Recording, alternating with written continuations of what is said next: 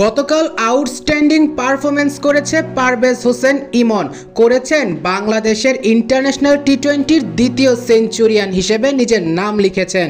ওমানের বিপক্ষে তামিম ইকবালের সেঞ্চুরির পর এবার পারভেজ হোসেনও সেঞ্চুরি করলেন। কিন্তু সবথেকে মজার বিষয় কি জানেন?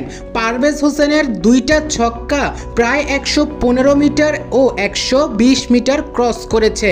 আমি বলছি না, কমেন্ট্রি বক্স থেকে ধারাভাষ্যকাররা বলছিলেন পারভেজ হোসেন ইমনের একটি ছক্কা তো পুরো শারজাহ স্টেডিয়ামের বাহিরেই চলে গিয়েছে, আরও একটি ছক্কা তিনি পরে মেরেছেন যেটা সাইড দিয়ে বাহিরে চলে গিয়েছে।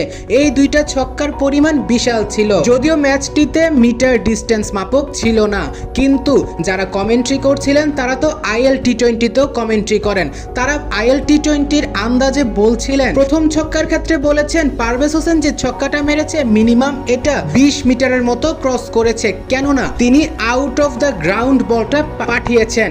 অপরদিকে পরের যে ছক্কাটা মেরেছেন সেটাও নাকি 115 প্লাস হবে, ধারাভাষ্যকার বলছিলেন, কেননা এই একই মাঠে তৃতীয় তলার গ্যালারিতে আইএল টি-20তে আন্দ্রে রাসেল বল পাঠিয়েছেন, সেটা ছিল 112 মিটার। তো সেক্ষেত্রে তারা ধারণা করেছে যেহেতু এটা পুরো শারজাহ স্টেডিয়ামের বাহিরে গিয়ে পড়েছে, সেক্ষেত্রে এটা 120 মিটারও ক্রস করতে পারে। তারপরের যে ছক্কাটি ছিল হয়তো 115 মিটারও ক্রস করে ফেলেছে। ছক্কা তো তিনি অনেক মেরেছেন, প্রায় 9টা ছক্কা মেরেছেন, কিন্তু এই দুইটা সব থেকে বেশি হাইলাইটেড।